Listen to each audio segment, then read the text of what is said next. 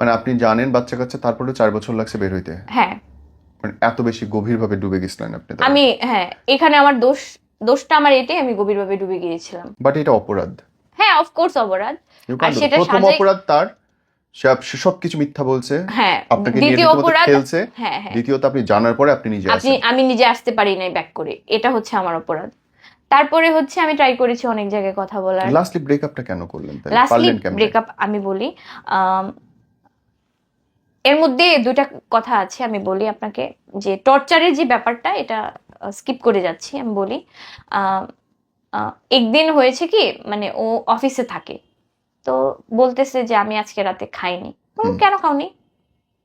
বললো এমনি খাইনি। তখন তো আমি বুঝে গিয়েছি যে হয়তো বা বউয়ের সাথে ঝামেলা হয়েছে? না, হয়তো বা টাকা পয়সার কোনো প্রবলেম থাকতেই তো পারে। আচ্ছা, ওকে।